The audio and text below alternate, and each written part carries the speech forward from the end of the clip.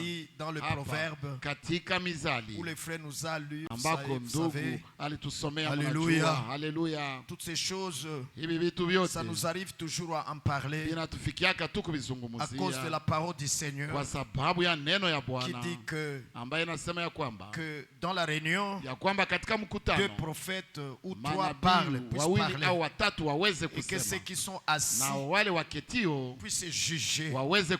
Et vous savez quoi? Nous devons en parler de manière à ce qu'il y ait une continuité de ce qui est apporté.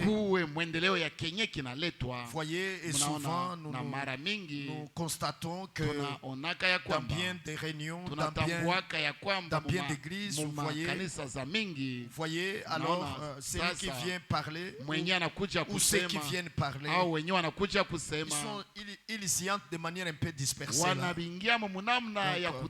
Chacun disant ceci et l'autre venant aussi dire autre chose, et il n'y a même pas un relais qui est fait.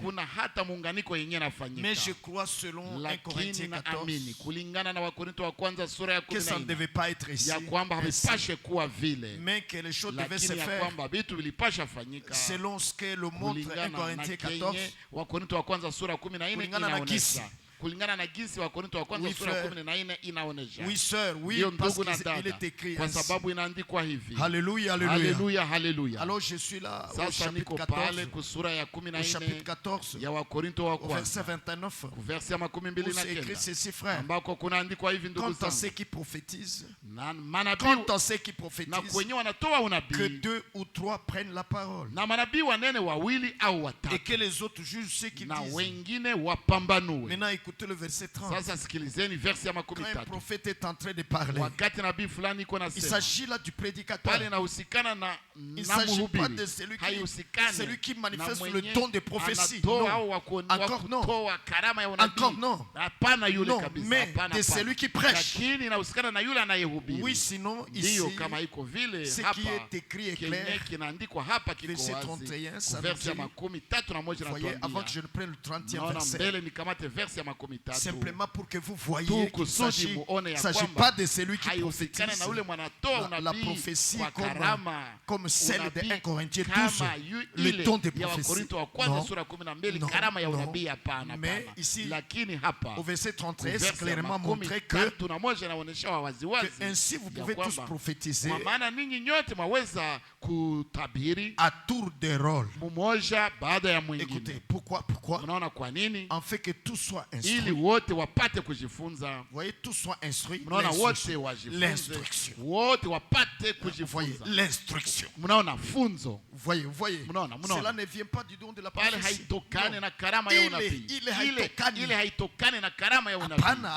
L'instruction vient de la parole de Dieu. La prédication, le saint enseignement. Voyez, soeur, en fait que tout soit instruit, exhorté dans leur foi. Voyez, ici dans ma Bible, Bible du semeur, il dit en fait que tout soit instruit, ili wote wafunzwe et stimulés dans leur foi, na wote watoe nguvu katika imani yao, encore exhorté, au basi pia waonywe. Dans l'autre traduction ndio mtafsiri ingine c'est dit exhorté, inasemeka waonywe. Oui frère, oui sœur, ndio ndugu na dada, que le Seigneur bénisse. Basi Bwana wabariki. Par exemple ici dans Darby, kwa mfano hapa katika tafsiri ya Darby, le verset 31 est rendu comme ça, ya 31 inaletwa hivi, car vous pouvez vous tous prophétiser un à un, kwa sababu ninyi nyote mwaweza kuhutubu mmoja mmoja, en fait que tous apprennent, ili wote wapate kujifunza, ili wote wapate kujifunza. C'est l'enseignement. Mnaona ni mafundisho. Et que tous soient exhortés, wote waonywe. Voyez mes frères, voyez mes sœurs. Ndugu zangu na dada, et qu'est-ce que exhorter? Na kuonya basi ni nini? N'est-ce pas, c'est encourager, ni kuhimiza, si vile? Voyez mes frères, voyez mes sœurs. Naona ndugu zangu na dada. Alléluia. Alléluia. Et qui exhorte? Nani basi ambaye anahimiza? Nani mwenye anaonya? Vous pouvez lire dans les Écritures. Mwaweza kusoma katika maandiko. Par exemple, kwa mfano katika dans 1 Timothée. Katika Timotheo wa kwanza. Bien-aimés frères. Ndio wapendwa ndugu zangu. 1 Thessaloniciens, pardon, nous commençons par Wathesalonike wa kwanza njoo kwetu tunaanzia. Mnaona ndugu zangu na dada. Que le Seigneur bénisse. Basi Bwana wabariki. Que le Seigneur bénisse. Bwana wabariki. Ouais frère, c'est très important. Ndugu zangu ni ya muhimu sana. Amen, amen. Amen, amen, amen, amen. Oh là là, j'ai ouvert un Timothée, excusez-moi. Oh là là, nilifungua njoo Timotheo wa kwanza. Tafadhali ni Wathesalonike wa kwanza njoo. Qu'est-ce que c'est? Oh là là, excusez-moi. Ni nini basi? Oui. Ndio. Ici hapa ici au, comment dirais-je, le chapitre chapitre 5 sura ya 5 ya Wathesalonike wa kwanza verse ya 14 verset. Verse ya 14 inaandikwa hivi. Or nous vous exhortons frères. Ndugu sasa tunawasihi. Oui, oui. Ndio. Oh là là, qu'est-ce qui se passe? Oh, nini njira pitika ndugu zangu? Oh là là, j'ai perdu le verset, excusez-moi. Je suis en train de prendre le verset qui dit de... Ah oui, Jésus, c'est le 12e verset. C'est écrit comme ça. Amen, amen, amen. Amen, amen, amen, amen. Oui. Or, nous vous prions, frères, de connaître ou de, n'est-ce pas, ceux qui travaillent parmi vous et qui sont à la tête parmi vous dans le Seigneur. Là, ce sont les anciens. Alors, verset 13, il dit, et qui vous avertissent, et qui vous avertissent. Tu as sauté, frère. Ah bon, c'était au verset 12, dernière partie. Oui, alors continue. Voyez, ici, là-bas, avertissent dans Darby. Mais ici, dans le second, qui vous exhorte.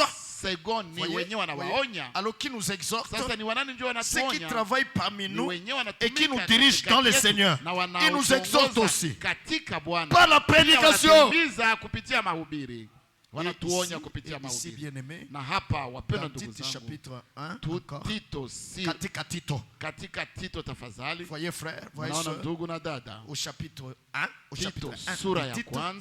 Et ici, on nous parle de ceux qui nous exhortent. De l'exhortateur. Amen, amen. Ici, au verset 7 jusqu'au 9e verset.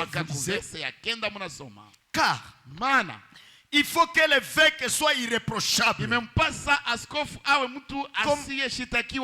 Comme économe de Dieu. Qui ne soit ni arrogant,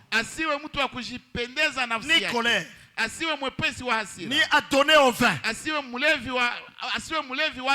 ni violent, ni porté à un gain déshonnête, mais qu'il soit hospitalier, ami des gens de bien, modéré, juste, saint, tempérant. Alléluia. Alléluia. Alléluia. Attaché à la vraie parole telle qu'elle a été enseignée. Écoutez maintenant. Afin d'être capable de faire quoi? D'exhorter selon la saine doctrine. Exhorter selon la saine doctrine et de réfuter les contradicteurs. N'est-ce pas frère, n'est-ce pas soeur? Il nous exhorte par la parole. Par la parole. En nous prêchant, voyez. Mais aussi, lorsqu'il peut arriver à quelqu'un de dérailler, frère, ils viennent avec la parole et nous montrent le droit chemin et nous encouragent à abandonner les chemins de détour.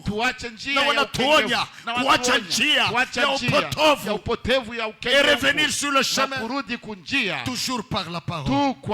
Pas d'exhortation sans la parole.